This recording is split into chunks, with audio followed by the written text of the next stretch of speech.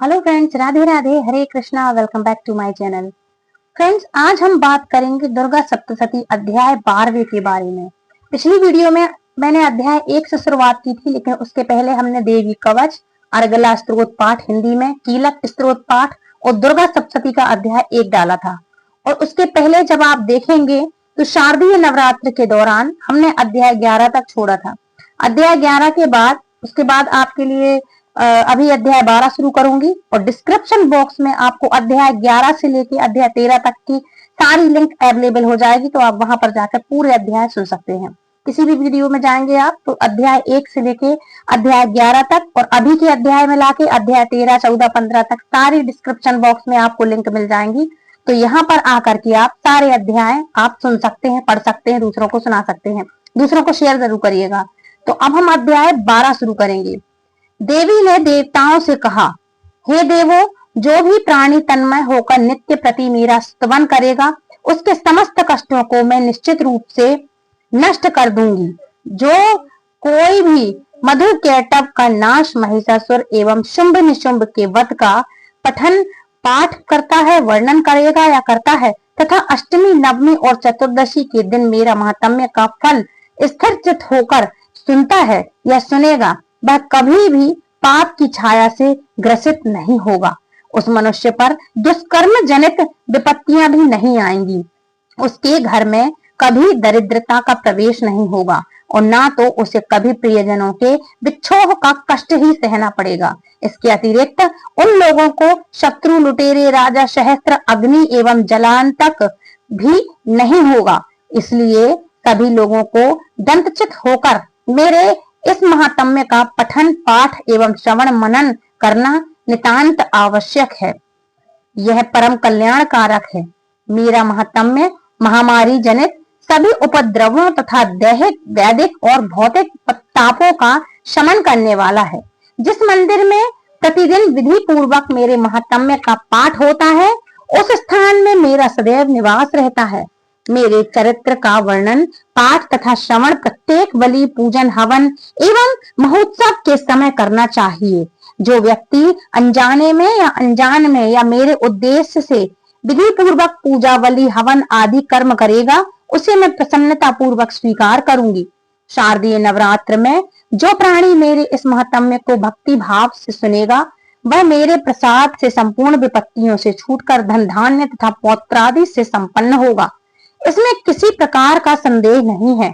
मेरे महात्म्य, उत्पत्ति, कथा तथा युद्ध संबंधी रण कौशल के श्रवण मात्र से ही मनुष्य भीति रहित हो जाता है। मेरे महात्म्य को सुनने वाले व्यक्ति के सभी शत्रु नष्ट हो जाते हैं एवं उसका कल्याण होता है तथा उसके यहाँ पारिवारिक सुख रहता है। शांति कर्म में, अशुभ स्वप्न दर्शन में तथा ग्रहों के कुप्रभाव के फलस्वरूप भीषण कष्ट भुगतने पर मेरे इस महात्म्य का श्रवण करना उचित है। इस प्रकार सभी प्रकार की बाधाएं एवं ग्रह जनित भयंकर पीड़ाओं का निवारण होता है और अशुभकारी स्वप्न का फल भी मंगलदायक होता है। यह महात्म्य बाल ग्रहों से पीड़ित बालकों के लिए शांतिदायक एवं मानव संगठन में परस्पर मतभेद उत्पन्न होने पर उसमें मित्रता स्थापित करता है। इस महात्म्य से ग्रह समग्र दुरात्माओं की शक्ति का क्षय होता है। साथ ही इसके पाठ से दानवों, भूतों तथा प्रेत बाधाओं का शमन होता है। मेरे निकट जीव को पहुंचाने में मेरा यह महात्म्य ही एकमात्र हमारा साधन है। किसी उपासक के द्वारा लगातार साल भर तक पशु, पुष्प, अर्घ, धूप, दीप, गंध आदि उत्तम पदार्थों द्वारा पूजन करने वाले ब्राह्मणों को भोजन देने वाले, होम आदि कर्म कराने, नित्य अभिषेक करने, विविध प्रकार के सुस्वादु नैवेद्य अर्पित करने तथा दान देने से मुझे उतनी प्रसन्नता नहीं होती जितनी इस उत्तम चरित्र को एक बार सुनने से होती है। इस महात्म्य के श्रवण करने से पापों का क्षय एवं आरोग्यता प्राप्त होती है। मेरी उत्पत्ति का गुणानुवाद संपूर्ण प्राणियों का रक्षक तथा मेरे युद्धकालीन चरित्र दुराचारी दानवों का विनाशक है। इसके श्रवण करने से ही मानव भय मुक्त हो जाता है। हे देवताओं, तुमने तथा ऋषियों ने मेरी जो स्तुतियां की है तथा ब्रह्मा जी के द्वारा जो स्तुति गान हुआ है, वे सभी मांगलिक बुद्धि एवं अभ्युत्थान करती हैं।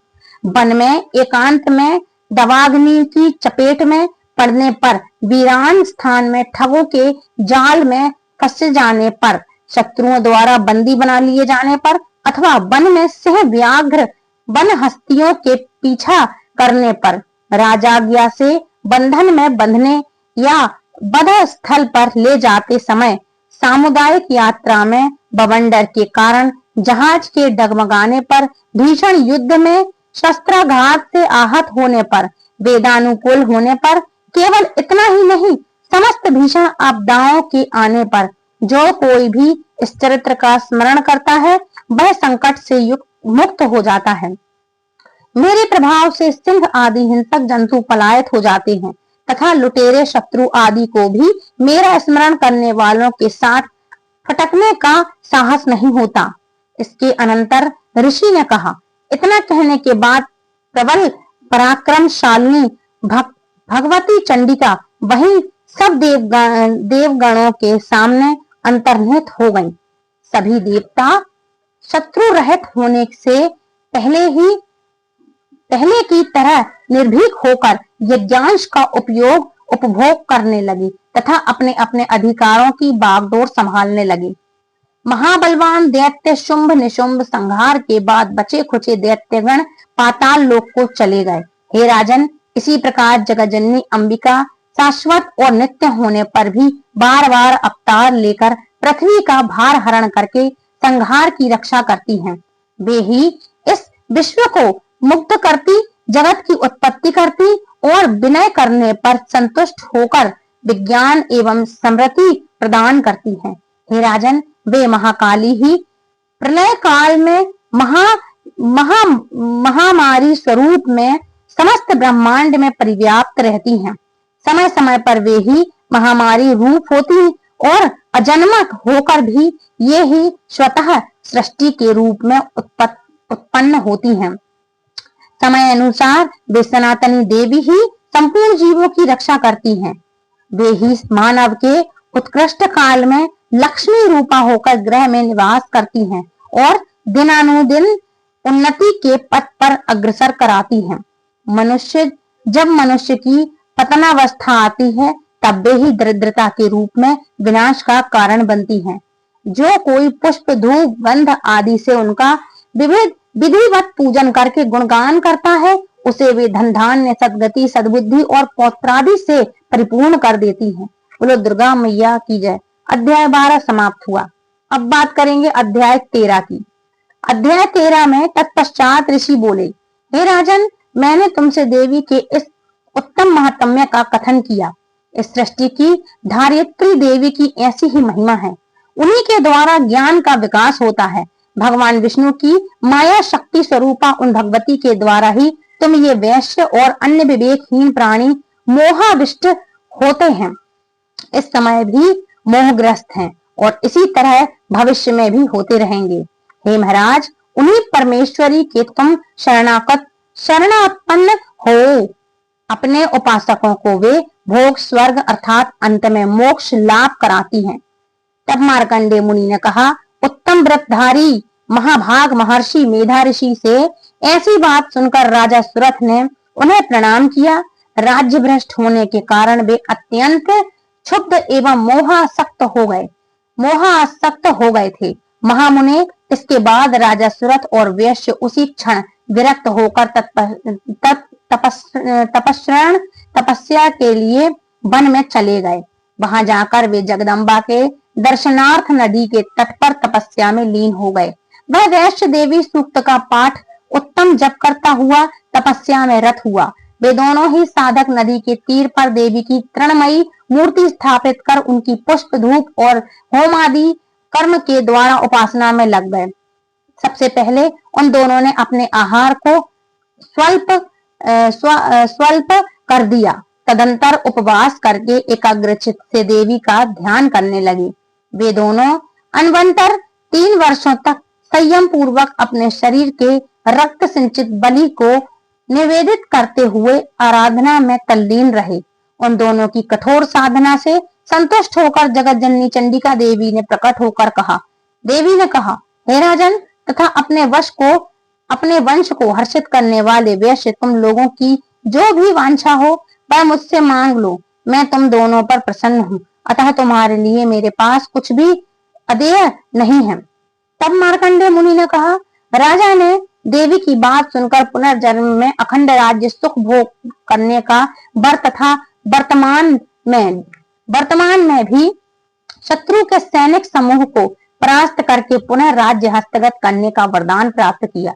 वैश्य बहुत ही बुद्धिमान व्यक्ति था, उसका चित्त सांसारिक कर्मों से विरक्त हो चुका था, इसलिए उस वैश्य ने देवी से ममता रहित्य एवं अज्ञान विनाशक ज्ञान की प्राप्ति का वरदान मांग लिया। देवी ने पुनः कहा, हे राजन, तुम अपने शत्रुओं को पराजित करके अल्प समय में ही अपने राज्य को पुनः प्राप्त कर लोगे। अब इस राज्य पर तुम्हारा स्थायी प्रभुत्व रहेगा। तुम मृत्यु के बाद सूर्य देव के अंश से जन्म ग्रहण करके इस भूलोक में सार्वणिक मनु के नाम से प्रसिद्ध होगी। हे वैश्य श्रेष्ठ, तुमने मुझसे जिस वर प्राप्ति की कामना की है उसे मैं तुम्हें सहर्ष देती हूँ। तुम्हें मोक्ष लाभ के हेतु ज्ञान की उपलब्धि होगी। तब मार्कंडेय जी ने कहा, उन दोनों भक्तों को अभिलाषित वर प्रदान करके तथा उन दोनों के द्वारा अपना स्तुति पाठ सुनकर देवी ही अंतर्ध्यान हो गई। देवी से इस प्रकार दुर्लभ वर पाकर के क्षत्रियों में श्रेष्ठ सुरत नामक राजा सूर्य के अंश से उत्पन्न हो भविष्य में सार्वणिक मनु के नाम से विख्यात हुए। इतना अध्याय होता है समाप्त। अध्याय 13 इस अध्याय इसका है। अध्याय 12वां था, अध्याय 13वां समाप्त हुआ। इसके बाद प्रधानिक रहस्य की शुरुआत होती है। प्रधानिक रहस्य में राजा ने कहा, हे भगवान, आपने मुझे चंडिका अवतार की कथा तो सुना दी, किंतु हे ब्राह्मण, अब आप उनके अवतारों की प्रधान प्रकृति का कथन कीजिए। हे विप्रवर, मैं आपके चरणों में नतमस्तक हुआ हूँ। आप कृपा करके मुझे यह बतलाने की कृपा करें कि देवी किस स्वरूप की आराधना किस विधि से करनी चाहिए। देवी के किस स्वरूप की आराधना किस तरह से करना चाहिए, किस विधि से करनी चाहिए। उत्तर में ऋषि ने राजा से कहा, हे राजन, यह रहस्य परम गोपनीय है। इसके रहस्य का उद्घाटन किसी के भी समक्ष नहीं करना चाहिए, परंतु तुम मेरे भक्त हो और भक्तों के लिए कुछ भी गोपनीय बात नहीं है। त्रिगुणात्मिका परमेश्वरी महालक्ष्मी ही सबका मूलभूत कारण है। वे ही दृश्य तथा अदृश्य रूप में संपूर्ण विश्व को व्याप्त करके स्थित हैं। हे राजन, वे अपनी 4 भुजाओं में क्रम से बिजौरे का फल, गदा, ढाल और पान पात्र लिए हैं। उनके मस्तक पर नागलिंग तथा योनि आदि वस्तुएं सुशोभित रहती हैं। उनकी कांति तप्त सोने के सदृश्य है। उनके आभूषण भी तप्त स्वर्ण निर्मित ही हैं। उन्होंने अपने तेज से इस शून्य जगत को व्याप्त कर रखा है। इस समस्त विश्व को शून्यमय देखकर केवल तमोगुण रूप उपाधि के द्वारा देवी महालक्ष्मी ने एक अन्य प्रकार का श्रेष्ठ रूप ग्रहण कर रखा है। उस रूप की उत्पत्ति एक नारी रूप में हुई, जिसके शरीर की आभा बिखेरे हुए काजल की तरह ही काले रंग की थी। उस आकृति का श्रेष्ठ मुख दाढ़ों से सुशोभित था। नेत्र अत्यंत विशाल तथा कटी क्षीण थे। उनकी 4 भुजाओं में क्रम से ढाल, तलवार, प्याला और खड्ग मुंड शोभायमान थे। उनके वक्ष स्थल पर कबंध मतलब शरीर का मुंडहीन अंश, धड़ तथा मस्तक पर मुंडमालाएं थीं। इस रूप में उत्पन्न उस नारी श्रेष्ठ तामसी देवी ने महालक्ष्मी देवी से कहा, माताजी, आपको मेरा प्रणाम है। मुझे आप मेरा नाम व कार्य बतलावे। तब महालक्ष्मी ने नारियों में श्रेष्ठ उस तामसी देवी से कहा, मैं तुम्हारे नाम और काम को बताती हूँ। महामाया, महाकाली, महामारी, क्षुधा, त्रषा, इकवीरा, कालरात्रि तथा दुरत्याया, ये ही तुम्हारे नाम हैं। तुम्हारे ये नाम कर्मों के द्वारा ही लोकों में प्रसिद्ध होंगे। जो कोई तुम्हारे कर्मों को जानकर इन नामों के द्वारा तुम्हारा पाठ करता है वह सुखी होता है। हे राजन, महालक्ष्मी ने महाकाली से इतना कहकर शुद्ध सत्वगुण संपन्न होकर दूसरा रूप धारण कर लिया। वह रूप चंद्रमा की भांति गौर वर्ण का था। उस श्रेष्ठतम नारी ने अपने हाथों में रुद्राक्ष की माला, अंकुश, वीणा तथा पुस्तक धारण कर रखी थी। महालक्ष्मी ने उसका नामकरण किया महाविद्या, महावाणी, भारती, बाक, सरस्वती, आर्या, ब्राह्मी, कामधेनु, वेद गर्भा, एवं धीवेश्वरी अर्थात बुद्धि की अधिष्ठात्री, इस प्रकार से तुम्हारे नामों की संज्ञा होगी। तत्पश्चात महाकाली तथा महासरस्वती से महालक्ष्मी ने कहा, देवियों तुम दोनों ही अपने अपने गुणों के अनुसार स्त्री पुरुष के युग्म जोड़े उत्पन्न करो। महालक्ष्मी ने उन दोनों को ऐसा आदेश देकर स्वयं ही स्त्री पुरुष के एक एक जोड़े को उत्पन्न किया।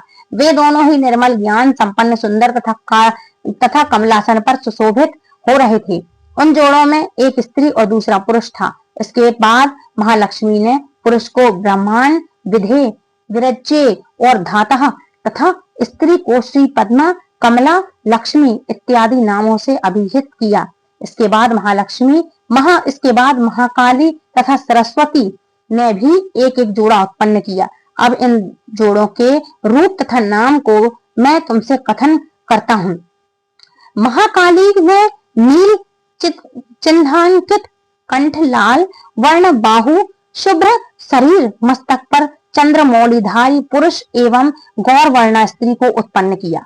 वह पुरुष रुद्र, शंकर, स्थाणु, कपर्दी और त्रिलोचन के नाम से प्रसिद्ध हुआ तथा स्त्री त्रयी, विद्या, कामधेनु, भाषा, अक्षरा और स्वरा नाम से विख्यात हुई। हे राजन, गौरांगी स्त्री और श्यामलांग पुरुष को महासरस्वती ने उत्पन्न किया। उन दोनों के नाम विष्णु, कृष्ण, हृषिकेश, वासुदेव और जनार्दन हुए तथा गौरांगी स्त्री उमा, गौरी, सती, चंडी, सुंदरी, शुभांगा और शिवा इन नामों से विख्यात हुई। इस प्रकार तीनों युवतियां उसी क्षण पुरुष वेश में परिवर्तित हो गईं। इस रहस्य को केवल ज्ञानी लोग ही समझ सकते हैं, किंतु अज्ञानी जन नहीं जान सकते। हे राजन, महालक्ष्मी ने त्रयी विद्यारूप सरस्वती को ब्रह्मा के लिए, वरदायिनी गौरी को रुद्र के निमित्त तथा लक्ष्मी को वासुदेव के लिए पत्नी रूप में अर्पित कर दिया। इस प्रकार सरस्वती के साथ मिलकर ब्रह्मा जी ने चराचर ब्रह्मांड की सृष्टि की और परम पराक्रमी भगवान रुद्र ने गौरी के साथ मिलकर उसका भेदन किया।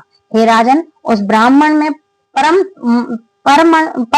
तत्व आदि कार्य समूह पंचभूतों से मिलकर स्थावर जंगम रूप इस जगत की उत्पत्ति हुई।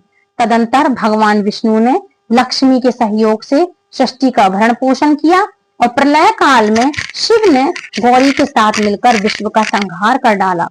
हे महाराज, सर्व सत्वमयी तथा संपूर्ण तत्वों की अधिष्ठात्री देवी महालक्ष्मी ही हैं। वे निर्गुण और सर्वगुण रूप में अनेक नामों को ग्रहण करती हैं। इन महालक्ष्मी का निरूपण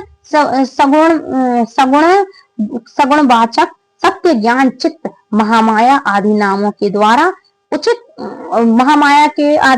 द्वारा करना उचित है। केवल महालक्ष्मी नाम से या किसी अन्य प्रत्यक्ष प्रमाण के द्वारा उनका वर्णन करना नितांत असंभव है। बोलो दुर्गा मैया की जय। तो इस प्रकार प्रधानिक रहस्य समाप्त हुआ। अब बात करेंगे वैकृतिक रहस्य के बारे में। वैकृतिक रहस्य मैं आपको अगले वीडियो में सुनाऊंगी, क्योंकि वीडियो बहुत ज्यादा लंबा हो जाएगा। तो फ्रेंड्स, ये थी आज की वीडियो। आई होप आज का वीडियो आपको पसंद आया होगा। यदि वीडियो पसंद आया है तो प्लीज वीडियो को लाइक, शेयर, कमेंट करें, चैनल सब्सक्राइब करें। यदि हमारे चैनल पर आप पहली बार जुड़े हैं तो चैनल को आप सब्सक्राइब करके बेल आइकन को और भी प्रेस करें, ताकि आने वाली हर एक वीडियो की नोटिफिकेशन सबसे पहले आप तक पहुंचे। और यदि आप हमें कथा या पाठ श्रवण कराने के उपलक्ष्य में दक्षिणा देना चाहते हैं तो नीचे सुपर थैंक्स का बटन अवेलेबल है। आप चाहें तो अपने मन मुताबिक हमें दक्षिणा प्रदान कर सकते हैं। 11 रुपए, 21 रुपए आप हमें दक्षिणा प्रदान कर सकते हैं। तो फ्रेंड्स, मिलती है नेक्स्ट वीडियो में। तब तक के लिए राधे राधे, हरे कृष्णा, जय माता दी, हरि हर, हरि बोल।